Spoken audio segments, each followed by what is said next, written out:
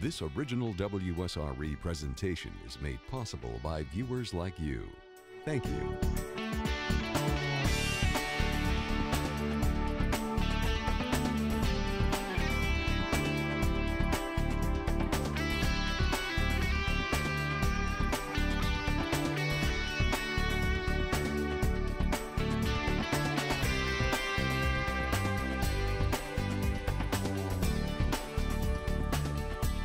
Good evening. Thanks for joining us. I'm Lloyd Patterson. This is CTC, Connecting the Community, here on WSRE PBS. 2010 is not only an election year, it's the 90th anniversary of the 19th Amendment to the U.S. Constitution, the one giving women the right to vote. It didn't happen overnight. The effort to extend voting to women started before the Civil War, and it wasn't until just after the First World War in 1919 that Congress acted. Then the states stepped in, voting first, Illinois, then the last state needed, Tennessee, finally took the action to make the amendment the part of the Constitution. It happened on August 26, 1920. And our guests tonight are very happy with that amendment. Pat Hollern is the retired election supervisor from Okaloosa County who is known for her efforts to ensure that servicemen and women have their votes counted. And she is a consultant in the election field today. Faye Walker is a longtime League of Women Voters leader who wrote a history of the suffrage movement in Pensacola. And Dr. Jocelyn Evans is a University of West Florida professor who teaches in the field of politics and government. We welcome all of you. I think this is a great subject. I love history and I love to hear about politics, so this is just right down the alley for me. What surprised me when I was reading about this subject was before the amendment was passed, in some places, women were already voting. They weren't prohibited in every election in every state, were they? No, it had developed as a patchwork, and the Constitution left the terms and limitations of voting up to the states, and the states did not want federal interference in that. And women were allowed to vote in some county, city, or local elections. For instance, if a woman had a child enrolled in a school, perhaps they would allow her to vote on the school board election. So it was very patchwork and not usually statewide and certainly not federal. And the most likely to find women seeing as equals when it comes to voting would be out west. Well, in part, many of the western states, they were added as territories and then as states later in the 1800s, and they were witnessing the suffrage movement happening in Europe at the time. And so they were developing their state constitutions and incorporated women's suffrage in their constitutions well before we had a federal amendment. It's hard, Pat Hollern, isn't it, to put ourselves in the context or the mindset of the early 1900s and take a look at society and see why it was people thought the way they did back then, isn't it? Well, it was an evolutionary process, even from the time our country first was developed into an organized union in the Declaration of Independence and then the Constitution. And from, as we mentioned earlier, in the Constitution, the only people who were allowed to vote were free white men over the age of 21 who owned property. And it was only a matter of less than 50 years before even that changed with the property requirement. And then it took till after the Civil War and the Emancipation Proclamation for it to be extended, well, in theory at any rate, to black men. It was unusual, even I think most people don't realize it, that the original suffragists thought that by joining with the black men who had been emancipated, they were trying to seek the same thing, the right to vote, but oddly enough, the black men had the same opinion of the women, regardless of color, as to whether they should have the right to vote or not. And then we get into the 20th century, where it finally happened, but it was a long and painful road, and even from the time of the passage of the amendment until probably after the Second World War, it had to be still a gradual evolutionary process of women not only being allowed to vote, but wanting to vote and participate. When we started the program, we showed pictures of some of those marches, those great old shots of women parading down the streets of New York and other cities. How were those parades, how were those women greeted, Faye Walker? Well, at the time Woodrow Wilson was sworn in, he was arriving in Washington at the train station, and very few, if anybody, was there to meet him. No one was there. And they were all out watching the women parade down Pennsylvania Avenue. And unfortunately, they were not greeted well or treated well. The men were spitting at them and threw lighted cigars at them, and they began to be shoved and pushed around, and the cavalry actually had to be called in to restore order and to protect them. The policemen on hand were not doing so. The policemen were not, No. were not helping the women? They had to call the cavalry in. Well, let's look back.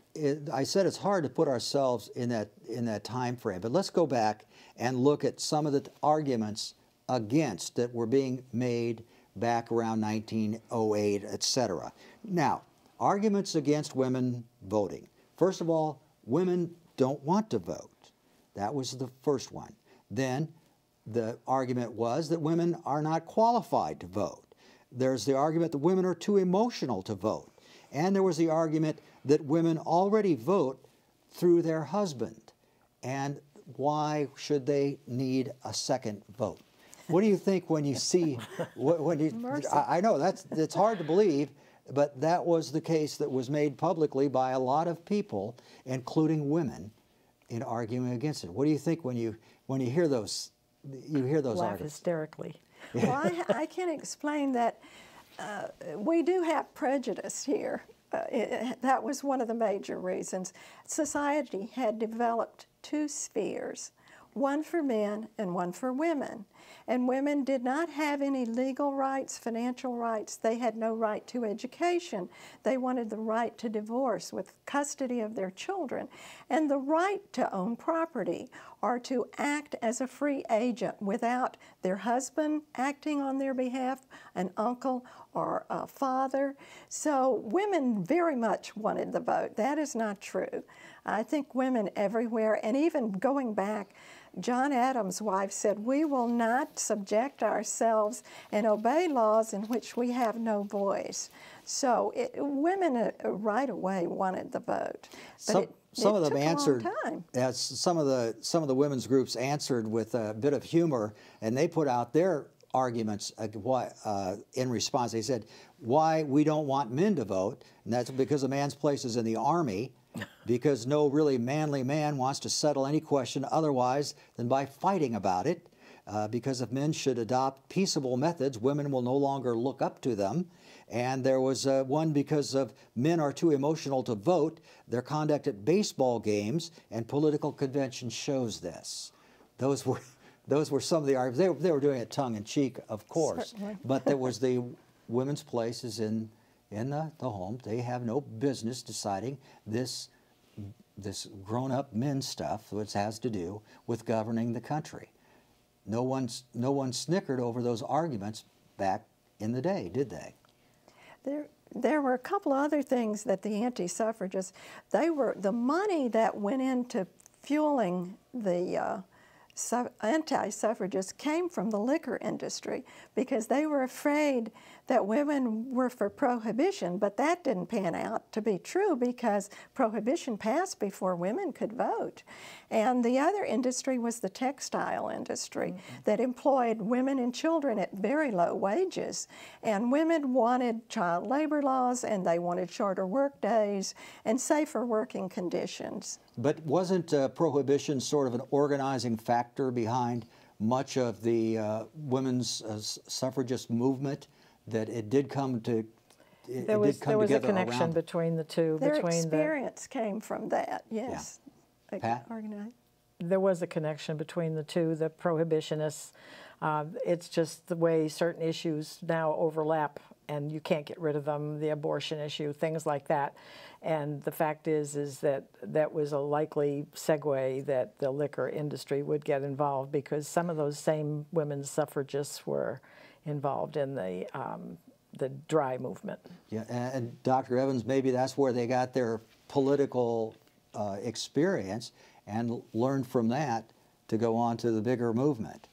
Some of the most interesting details about the suffrage movement, I think, come from its origin. The first major meeting was at Seneca Falls, the Seneca Falls Convention in 1848, and the only thing they couldn't agree on was women's suffrage.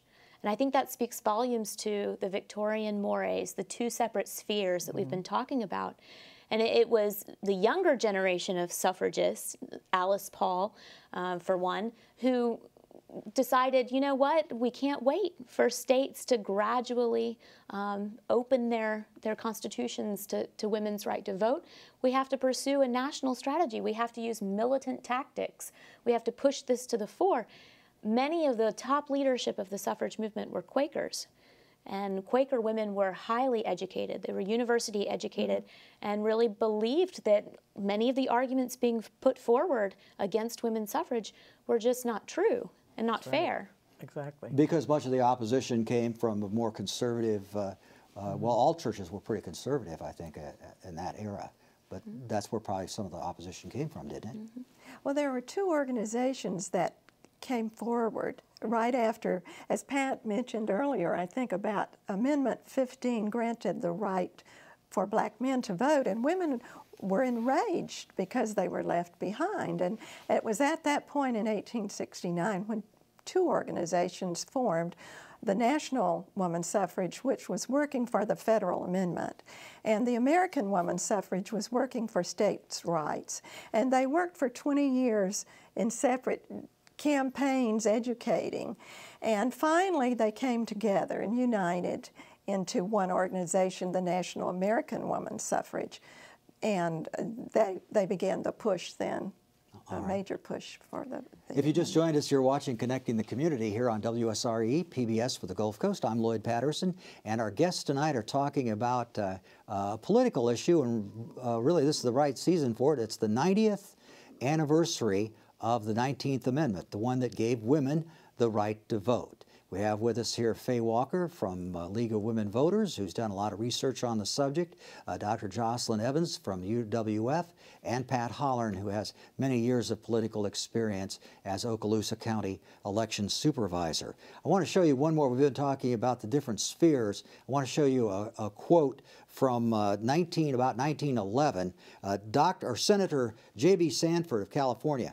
"The mother's influence is needed in the home. She can do little good by gadding the streets and neglecting her children. Let her teach her daughters that modesty, patience, and gentleness are the charms of a woman. The mothers of this country can shape the destinies of the nation by keeping in their places and attending to those duties that God Almighty intended for them." Now, that's not me saying that. Please keep that straight. That was from 1911. That was an argument that probably had a lot of traction in society at that time, didn't it? very much. There are still, I'm hoping, isolated groups that still believe that and preach that today. And the fact that you see women who are so basically followers of what the men say, and they find it very difficult to break away from that manner of thinking. And a lot of these very highly restrictive, I guess you would call them, religious groups still believe that. And I've heard and seen myself some of that in some of the past recent years, like 10 or 15, which is not that long ago, that they still believe that this where women's place is. And women who are followers, and I can't relate to that, basically is how they would accept that. I mean, you can look at the history of abused women and today's issues of abused women, and most people who aren't in those circumstances say, how can these women do that? But you just can't comprehend the depth of the mental captivity that they're in. And if you never know anything else, if you're raised in that, and if you're that's the life that you're forced to live, I think that everybody wants freedom, but they really don't know how to attain it. Do you think the thinking was, when this amendment was adopted, that women would necessarily automatically vote the way their husbands told them to vote? Well, realize that we haven't always had a secret ballot in this country. It wasn't until, 100 years after it started that we went to the secret ballot.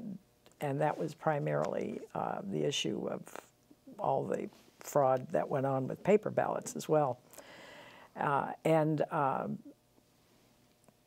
Anybody could agree to anything, and they still do. And when you take the case of exit polls at elections, people love to flummox the pollsters by telling them how they voted when they didn't really, and then some people take that as gospel, and then when the actual results come out, they find out they're different. And so the secret ballot is such that, and I've seen it in this past primary, as a matter of fact, one of the analysis I did for a candidate was the reasons for them not getting elected was a fear of intimidation by that had taken place, but the way they could express themselves was in the secret ballot. But if asked, they would tell you, well, yes, I voted for so-and-so, and basically the count shows they voted for this one. Mm-hmm. Dr. Evans? I think that it's not coincidental that we get Australian ballot, secret ballot, and much electoral reform through the progressive movement, of which women were a critical part. I think that there were women who were interested in expressing their voice independent of their husbands, but they knew that that was going to require some electoral reform. I think those two things go hand in hand. Faye Walker? Perhaps initially it was the men's influence, because women had no experience and they had, no opportunity and probably limited knowledge. As I say, the Did the League start giving classes to women? The League of Women Voters is the surviving organization of the suffragist movement, and initially we were formed, the League, before the amendment passed in February of 1920. And the first project was to form citizenship training schools to educate women, because they'd been taught, women didn't belong in politics, it was dirty business. And so it'd be fun to have video of one of those citizenship seminars. Well, I mean, there were simple things like, what is a ballot? What's on the ballot? Tell us about it, and how government's organized and things like that. There was a lot to learn. You have written Faye has written a little booklet, When Women Vote. It's about the history of the voting movement in the Pensacola area and, of course, about Florida. Now, many states jumped in and ratified the 19th Amendment very quickly. Florida kind of held back, didn't it? Florida, the legislature adjourned without taking a vote. But it finally did act, didn't it? Yes, they finally ratified it officially in 1969, I guess when they realized the importance of the woman's vote. Well, better late than never, I guess. 1969, some states moved a little faster than that. But Pensacola became involved when the push came to get the amendment going and to get it passed. And they had to develop a Southern strategy to get around the Southern senators, the block vote. So they began to send out feelers and organizers to the different states. And it had been talked about in Pensacola, so they requested that someone come to Pensacola and speak. And right away they organized an equal suffrage league. And within no time, it became the largest league in the state of Florida, and was shortly followed by the first women's rights convention held in Pensacola at the San Carlos Hotel in 1914, in December of 1914. So the movement came to Florida, and a lot of work was done in Pensacola, petitions, trying to get the Florida, and they really thought it was going to pass because they had favorable comments from the representatives and the senators for this area, but they just never brought it up for a vote. Dr. Evans? I think that focusing on ratification in Florida in 1969 is really significant because there were some other parallel movements that were going on. The League of Women Voters, after suffrage was added to the U.S. Constitution, got behind an Equal Rights Amendment. And that was consistently introduced every Congress to try to get a constitutional amendment proposed and sent to the states for ratification. In the 1960s and 70s, we know that it was being presented at the state level for ratification and nearly was ratified and added to the Constitution before it failed, largely due to a backlash against the court's decision in Roe v. Wade. So Florida taking action on women's suffrage in 1969 is part and parcel of another story that involves women's voice, and that's the story of the Equal Rights Amendment. And that is still waiting, isn't it? Well, the sunset provision closed, and so, yes, it would have to go through the stages of proposal and ratification for it to be taken back up. Let's look at today, the way women vote today, 90 years after the women got the vote. Do women and men vote the same? No. The short answer is no. There is a predictable, reliable gender gap in voting behavior between men and women at the national level, with women significantly supporting the Democratic candidate to a greater extent than men. However, you have to consider demographics, other demographics besides gender. So religion plays a really important role in affecting women's voting patterns as well. In our area, it's very conservative. A lot of conservative religious women who showed a great deal of support for Sarah Palin during the 2008 presidential election. So that's not to say that all women are more liberal, but on the whole, women as a group tend to support the Democratic presidential candidate to a greater extent than men. Right. Pat? I would agree to that. And while I think that there's a much broader range of issues that women are interested in than the traditional ones one would think of, I think that it's significant to note that and this is, I don't know the national statistics at this point, everything is in flux, I would say, during an election year at any rate. And this is the gubernatorial election year. In Florida's case, the voter turnout is completely different than a general presidential election. But there are, at times, you can check the statistics, there are more women who vote than men. The problem, as you may not know, is that there is no sure credibility in statistics on certain issues because those questions are no longer obligatory on the voter registration form.